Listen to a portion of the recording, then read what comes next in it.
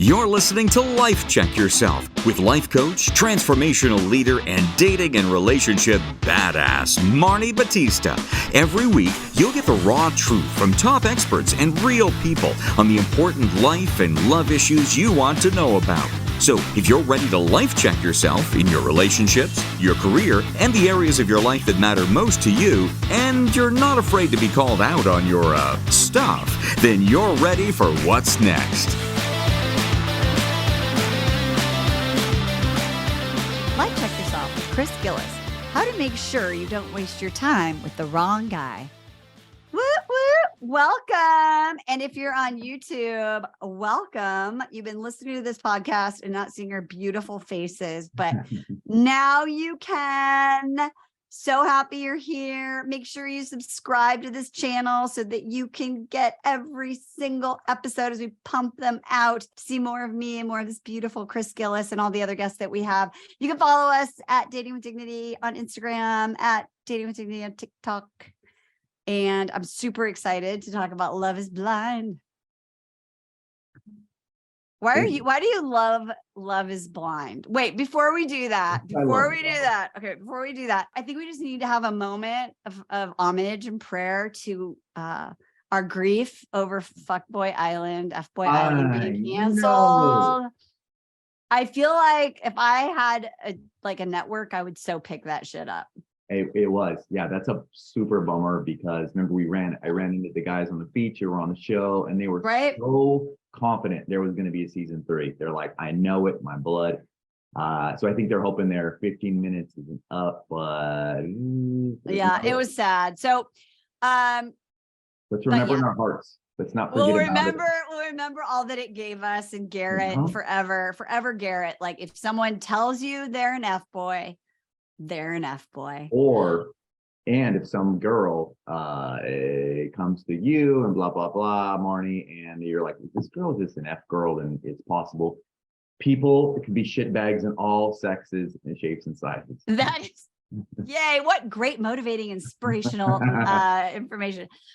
Okay, so then we're going to talk about Love is Blind. I do love this show, and I hope it doesn't get canceled. I don't think it will be. But last week we talked about the pods and meeting somebody sight unseen and falling in love with them and first impressions and the energy that you give off and not to lead with, what you do. And now today's amazing episode, we are going to talk about some new things. I'm looking at my notes because Chris and I always prepare for this amazing show. And I think the thing that we want to talk about is, and in this context of the show, right? Like they meet, they have like a little honeymoon period where they're like, they see each other. Yeah. And that's huge, right? I mean, it's huge. It's huge. Long. Boom. Love is not blind. The doors come open, they run at each other, or they're like, there's that hope. I don't know about you, but my heart gets so nervous when they see each other for the first time. But every single one of them was like, oh my God, I'm so attracted to you.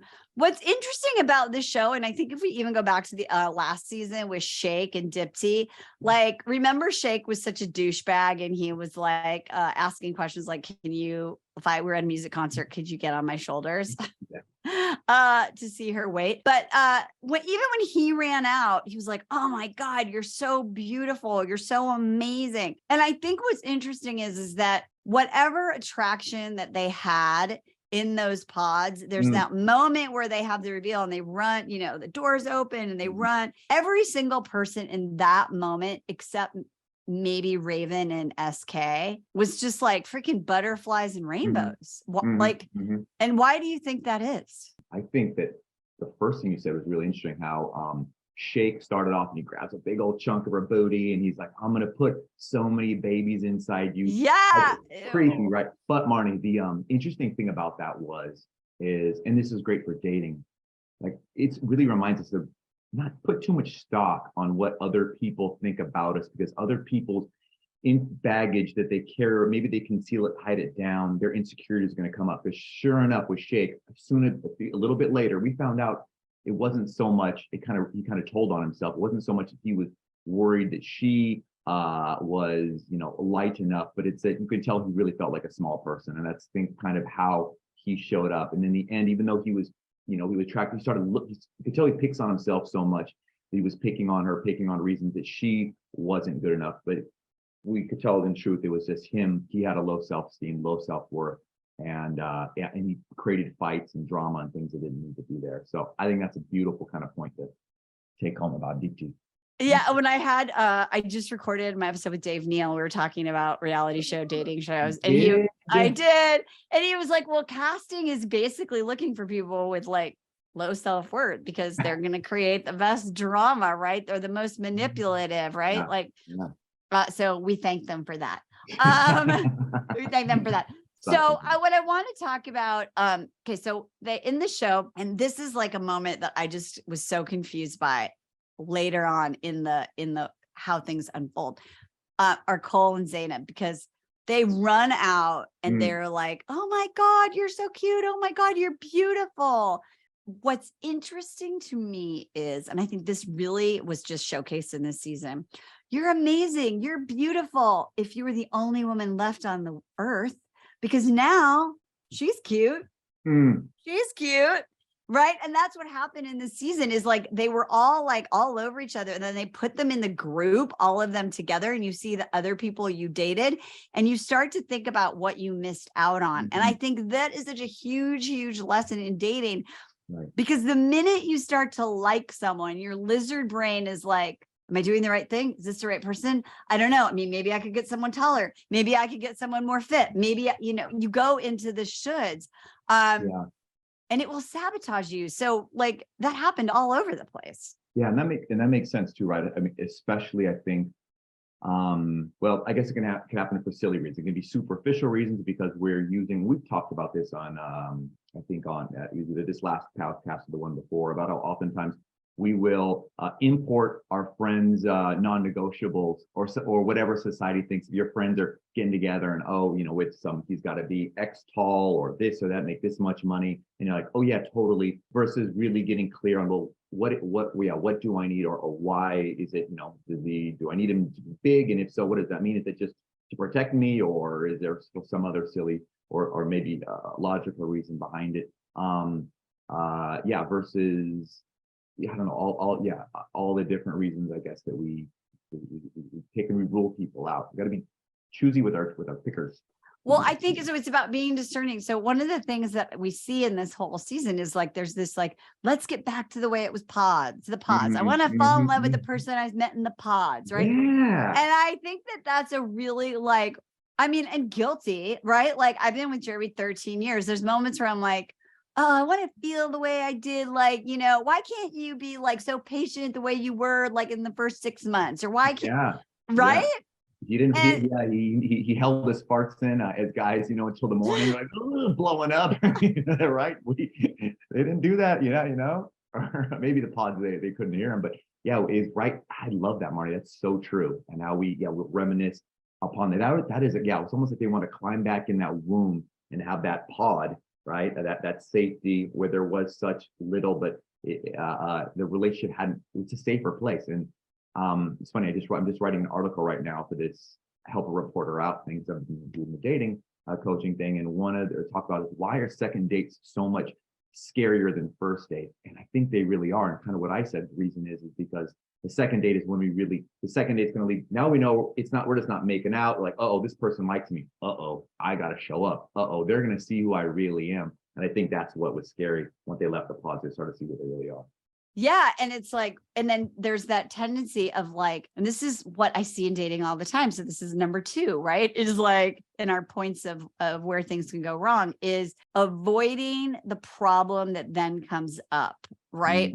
Right. Like, why can't you just be chill like you were in the pods? Oh, well, because we need to talk about money. One thing that Brennan and Alexa do, and they show this, and I know I'm fast forwarding a little bit, but they start talking about, like money and things like this. The one thing that I didn't love about Alexa and Brennan during that honeymoon phase was she was sort of like, I'm a lot. Are you sure you want to put up with me? Like, and I'm not sure that's good script to use to like get validation, like your own insecurity? What is she like? What do you think she was really saying there to Brennan when she says like, I'm a lot. Are you sure, you know, you want to put up with me? Honestly, like through the help of you and getting to know you, she kind of had that badass tough girl thing that I don't need a man, blah, blah, blah, like this and that. But I think Brennan was so patient. He's such a sweetheart. And he kind of, I don't know if you saw through it, but he didn't get bucked off and discouraged. You know, he kept fighting the good fight. But I think it's, and also, you know, I wrote this in one of our notes today, is on that same vein. You notice how she's got a kill. He's very brave and vulnerable, saying, I love you 100%, 1,000%. Like, you know, like he puts himself out there, and she's like, okay, good. Or something like that. To be like, yeah, I'm glad you like me. That was her really, really going for it. Yeah, she definitely had a guard up. And I think that a lot of guys, here's what's interesting. I think that this is what happens. Brennan is like confident and he's like, okay, I got this. Right. And then what's amazing is she stops pushing. Right. She's not like, you know, three dates or a week. Are you sure? I mean, are you sure I'm not too much for you? Like, she's sort of like, here's how it is. I'm pushing you away a little bit. He holds the space. He's like, I got you. And then she starts being vulnerable. Then she starts leaning in. But if you're going to keep being like, are you sure you love me? I'm crazy. Like after a while, we've talked about this before, that whole of like, no, you're good. No, you're good. It's like, it's overwhelming. And then it starts to fade away. And so Alexa like starts off that way, but then she trusts him. She hears him, his words and actions match, and she stops. Totally. I love that. So what advice and counsel can you give to the tough girls out there? And we know that they're tough because they're really buttery soft on the inside. Like you said, kind of quickly shed your badass leather boots and your armor, and then to, you know, show off that soft, silky, you know, lingerie or whatever it is that we have on the inside. And how quickly is it okay to take it off? Well, it's funny that you say that, because when I first met Jeremy, I was literally wearing like black boots, which he loved, and my jeans. But I don't need no man. I don't need no man. But I think it's really about being open, curious, and optimistic. So yeah, I mean, I think that you have to go in open-hearted. You have to be curious. You have to be optimistic. You have to meet their energy. So when a guy says, yes, I can handle you, you don't go like, are you sure? And then test him 477 ways to see how much shit he'll put up with. Because the quality guy won't do that. So there comes a moment where you have to like lean in, and you have to trust yourself enough to know that even if it doesn't work out, you're still going to be okay, right? You don't have to go in with the guard up. If you need to, if the guy's a douchebag, you could just put the shield up, make sure you don't get shot, walk away backwards and leave and go find someone else. And I think that Alexa really does that. Okay, let's talk about. I love real quick. I love that because I'm always about the whys for the people who are wondering, well, why, Marni? And I love, I'll jump in with the guy perspective. And you mentioned how you said a quality guy will say, no, that's crazy. So it's cute. What she did right, and it sounds like what you did right with Jeremy is like, hey, just so you know, I'm a bad bitch, and I, you know, whatever. I got a lot of stuff going on, and I don't do this and I don't do that. He said, okay, cool. When we hear that, we go, okay, this is her thing. But when you keep repeating something over and over again, it begins to sound like it's disingenuous, and now you're trying to convince yourself of if it's really true. It's almost, I would joke and say, like, the toughest people in the room aren't the ones who talk about how tough they are. The toughest people in the room. Exactly. Right. Like, don't keep beating that drum. Right. No. Like, don't do it. Okay. So there's this thing that happens with Cole and Coleen in the little honeymoon thing where they're all hanging out at the pool, and with Battista and Raven. And basically both these guys, and this is what I just can't wait to talk to you about. Both these guys, for better or worse, tell the women that they're engaged to, look, I mean, you're not the hottest. Like, there's women that are hotter than you, and they're like, what the actual fuck? And then, you know, in Cole's position, he ultimately pulls his head out of his ass, like, you know, and he's like, oh my God, that was so wrong. I'm so sorry. And Battista his apology was kind of weak in my opinion. Like Nancy should have been like, bye. So if first of all, should a guy say that? I mean, even if it's fucking true, like, so talk to me about that. Like, is it good to be honest? You know, like Cole's like, I mean, if any guys tell you, no, you're the most beautiful, they're not, you know, they're lying to you. Yeah. I think, I did not like it. I think that's where Battista and neither of us can kind of stand him. He actually, now that you mention it, he treats Nancy like a dude. He's talking about what a big dump he made in the early on relationship. And yes. Talking about clogging the toilet, like, so those sort of things.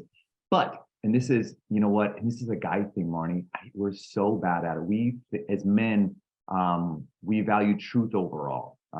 Meaning that if I ask my guy friend if my butt looks fat in his pants, God damn it, he's gonna tell me as a friend, your butt looks fat in this pants. And women are so much more intelligent to understand the subtleties and the power to, you know, get us to work out or whatever it is, or change into a pair of stretchy pants.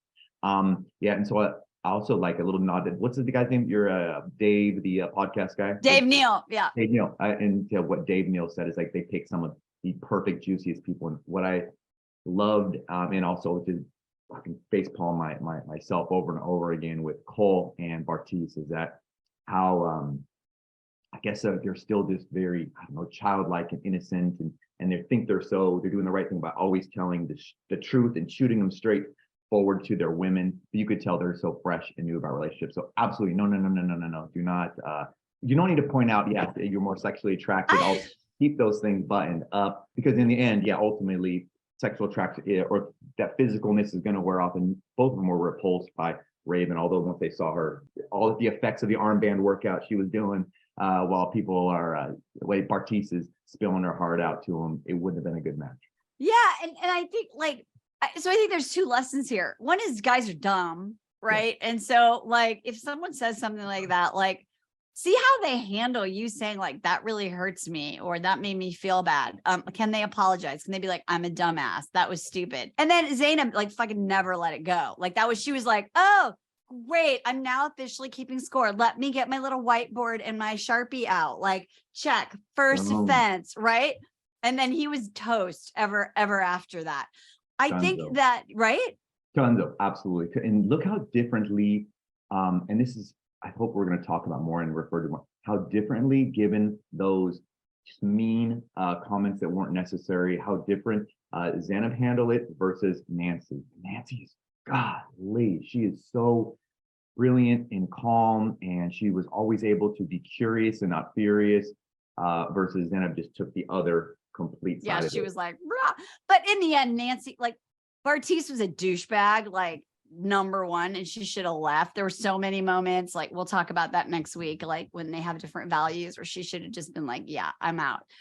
Okay, before we go, because this has to be a little bit of a short episode today, is Raven and SK. So Raven's whole spiel is, I'm a non-traditional woman. I don't want to like get married and have babies, live in a, have a picket fence. Like, it's cool that you're long distance. In fact, like, you're not living with me, and like you have to pay rent for like both places we would live. Like, you're going to go to grad school, but you have to pay for the rent at the Texas apartment and Berkeley. She had a lot of like things going on, like a lot of like rules. But what's interesting is like, they were more of like, so I'm non-traditional, so I'm not going to play this stupid game everyone's playing. I'm going to take it slow. I'm not going to pretend like I love you, or I'm going to get engaged to you. I don't even fucking know you. So they get there, and then I love you wrote in the notes, the way Raven kisses SK like a grandma. Right. So was it like she wasn't really into it? Was it that it was too fast? Is it she just, because in the end, spoiler alert, you can Google SK and Raven, you know what's going on. But in that time, I was like, are they going to make it? Like, is she attracted to him? What's going on? I felt the whole time, and I think we had it slightly, I don't know, as a man, I felt male slightly, like she was playing him, like she seemed horrible as a partner. There was like nothing remotely in that attractive. moment, in the honeymoon stage. In the pause, yeah, in the Yeah. pause, just the lack of interest that she showed everybody in the way, like I said last week, I said it was like she was trying to demonstrate this, how she was just, her value was so much superior, and she couldn't waste her time to, and she gave everybody crumbs of her attention, crumbs of gratitude, crumbs of everything. Yeah. To the point that, that remember, Battista finally like threw something, he gave her like threw money all over her room, had dollar bills like thrown all over her room when she revealed that, she was a bottle service girl. It was weird how the more she leaned back, the more the dudes kept coming leaning in and into this kind of pathetic little position. And I think it takes a very, very, very strong person to still have dignity while doing that. And God bless SK, he was the only person who would want to fight that freaking battle. Yeah. And I think, like, it's interesting. And this is, we'll have to save the conversation about what breaks down in that relationship. But, she comes off kind of like hardcore, like Alexa, and SK is like, okay. And they have a producer interview with SK, and he's like, I'm looking for someone totally like non-traditional, which was sort of bullshit, because in the end, he's like, you need to, be Nigerian in the way that you approach relationship. I need you to like embrace some other sort of interesting Nigerian values or culture, which is very, very traditional, right? And so it goes back to that conversation of like, you have to really be clear on what you want, because SK can say like, I love a modern day badass bitch, right? Like that turns me on. And then be like, okay, well, you need to like follow some Nigerian culture rules, because that's really important to me, because those are important to him. Yeah. And it's really important. And so he's not in the context of like what he's looking for, he's confusing. And I don't know if that's why he kept staying around, because he wanted to see if he could change her. And maybe he was just saying that. Yeah. Right. To try and convince himself. Yeah. Because their relationship is confusing. It is confusing. I think SK kind of operates under the bigger the pressure, the harder the diamond. I think that SK really prides himself on, and he is. I mean, the guy's successful. He's done so much. It seems as if he's very smart, very patient. His communicate, the way he stays cool. I think it's just another challenge for him to defeat. And maybe we'll find out something interesting later in the season about his propensity to win. Yeah, he definitely does that. I got a question for you before we jump off. Okay. What did you, because I want us to talk about this. So what do you think about early on in a relationship, things that are very important to somebody? Let's say you're a gal, you're a couple years older, and you're having you're learning your non-negotiables, and you do want to have a kid, and you have frozen your eggs. At what point do you share that information with your partner? If because you're kind of doing timeline stuff, maybe they're a little bit younger than you, maybe they're, I don't know, older, doesn't really matter, but just to kind of let them know, yes, I want to have kids, but it may not be in their head. If you don't communicate that, we're going to assume, okay, she can only do it till X age, but to let that person know that you have something. And that's a big share. It is. It's so funny. I was just coaching a client with this, because she's got her eggs and she met a guy, and she made a promise to herself that in 2023, whether she met a guy or not, she was going to get pregnant because she's got her eggs. Now she met a guy, and she's like, do I mean that? Or do I wait? Like, and she was almost saying at one point in our conversation that we're coaching around it is, well, if you're going to, I think the thing is, and this is, I've had a client who went through this. In the thing that you have to get clarity on is what's more important to me, my timeline to have a child with my eggs, and the bio dad is not relevant because I just want to be a mom and I don't want to risk it, or is the priority that I want to have a bio dad who is the father of my children? Because one of my clients successfully met someone and said, I'm going under IVF. Like, if this ever works out, like, how do you see that working? He was like, I would totally adopt that baby and we'd get married and that would be great. IVF didn't work. And so she adopted a baby, and he was like, They ended up getting engaged and getting married. And then now he's adopting the baby, right? But she wasn't like waiting. It wasn't about or dependent on him, right? Versus because the priority for her was to have the baby no matter what. And hopefully this person would ultimately want to be a partner in that. And so what I said to my client is you have to decide what's more important, because if your value is really more to have the guy I'm with be the dad, then I'm willing to wait because I have some time because I froze my eggs, then that's your answer, right? Like, let's see how this relationship builds and develops and still have the conversation. And I think that's something to have on a third or fourth or fifth date at least, right? Like, I think those are the things that need to be discussed. What does this have to do with Love is Blind? Nancy. Oh, right. Yeah. Totally. He's a child. He's younger, and so he's thinking blah blah blah. She's like, actually, I do have frozen eggs. Like, oh yeah. Yeah, exactly. And so I think that if that is your agenda, if you're having that conversation, it's something that you want to talk to someone about sooner rather than later. Because it's a really, really huge thing. So ultimately, as we wrap up this episode, it's like it's the phases, right? It's like, and this is what happens. Like, I call it, I met the most amazing guy syndrome. Right. You meet someone and you're like, oh my God, they're amazing. They have all my non-negotiables. They're so cute. They have everything. And I'm like, how do you know that? You've known them for like a week or 3 weeks or whatever it is. Then you're collecting data. You think this person, you're cautiously optimistic, right? And then you go to the next thing and you're like, oh, we get along so well. You're so hot. Now you're starting to see, how do you deal with conflict? And what I think happens in this honeymoon week that they spend together, you can see the couples unsuccessfully navigating conflict. And one of my other longtime colleagues wrote me a text this morning, and he said, like in dating, like sometimes the writing is on the wall, you have to read it. And that's what's going on here, is like, we've got these couples with these like challenges, and it's easy to get to compatibility. The true test is, how do you get back to compatibility? And we can see the beginning of these couples in that it's not butterflies and rainbows. So the honeymoon period is no longer the honeymoon period. Last thoughts on that before we sign off. I love it. And the communication really starts to the communication. It's not what's said, it's how I notice it's how their things are said. It's like you said with the conversation about the gal with the frozen eggs, and it wasn't about this or this, it was the how, and understanding, well, this is important to me, and blah blah blah. He's like, okay, well, I respect you and your what are your non-negotiables, and we're seeing those unhealthy, like you said, the writing is on the wall. It's there, like with the Zanab and the Cole and the hot tub. You're like, what in the world? Their communication levels are completely passing each other, and we know it's going to end in a beautiful, disastrous Hindenburg-like explosion that we all can't wait to see. It is. There's so much more to discuss. So we'll be talking about Love is Blind.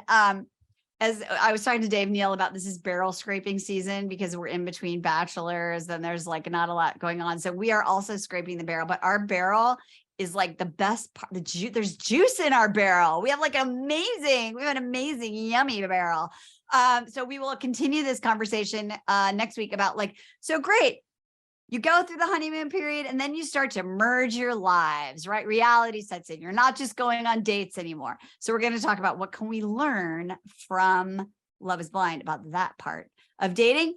And you should definitely check out my friend Chris here, consultantchris.com. You should follow us. You should like this video. You should subscribe. We've got shorts coming out here like almost every day. You should follow us on TikTok and play along. We're building this amazing community, and we're so happy that Chris is a part of it. So go check him out. See you, ladies. Whatever you do at the end of the day, before you go to sleep, don't couch sheep. Instead, life check yourself. We'll see you next time. Bye-bye. Hey, thanks for tuning into today's show. So if being in an intimate relationship in which you feel 100% seen, heard, and accepted by a high caliber man is a priority for you right now, and you're interested in seeing if you're a fit for working with me and my team at Dating with Dignity, here's what I want you to do. Just head over to DWD VIP, that's D as in dating, W, D as in dating, VIP.com, and book a call to speak with my team. We'll get on the phone with you for about 60 minutes and you'll get crystal clear on what's stopping you from finding true love right now. We'll also take a look at what you want to create, what you want your whole life to look like when you're able to finally be fully expressed as a woman in a healthy relationship with an incredible guy. And if we can help you get from where you are right now to where you want to be, we will show you the fastest path possible that makes sense for you to do that. We help smart, successful women all over the world solve this one missing piece in their life so they can finally have it all. So to see if we can help you do the same thing, head over to dwdvip.com. I'm Marni Battista, and let's talk soon.